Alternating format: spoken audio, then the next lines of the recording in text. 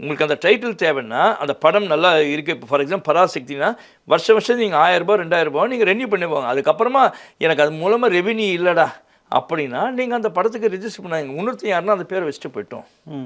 நீங்கள் ஆனால் சேஃபாக இருக்கும். எங்கே கோர்ட்டுக்கு போனால் கூட இந்த இதெல்லாம் செல்லுபடி ஆகுதோ இல்லையோ, ஐபிஆரில் நீங்கள் ரெஜிஸ்டர் பண்ணியிருந்தீங்கன்னா அந்த டைட்டில் கண்டுபிடியாக செல்லுபடி ஆகும்.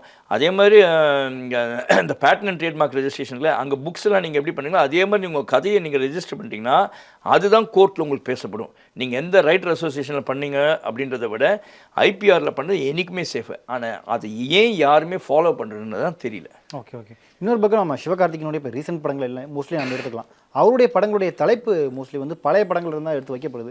இது தயாரிப்பாளர்கள் ஒரு வியாபார நோக்கத்துக்காக பண்ணுறாங்களா, இல்லை என்ன காரணம்? ட்ரெண்டிங்கில் இருக்கணும் அப்படின்னா என்ன தலைப்புக்கு பஞ்சமா இங்கே? இப்போ இல்லை, இதுக்கு நான் ஒன்று சொல்லுங்கள். தலைப்புன்றது வந்து எப்பயுமே நீங்கள் ஒரு நியூஸ் ஆர்டிக்கல் எழுதிங்கன்னா யாரோ ஒருத்தங்க எழுதின தலைப்புக்கு நீங்கள் வைக்க மாட்டீங்க. வேற ஒரு குழந்தைக்கு வேற ஒருத்தருடைய அப்பாவோட இனிஷியல் நம்ம வைக்க முடியாது. அந்த கதைக்குன்னு நீங்கள் எழுத போகிற ஒரு நியூஸ் ஆர்டிக்கலுக்கு என்னவோ தேவையோ அந்த தலைப்பு தான் வைக்கணும்.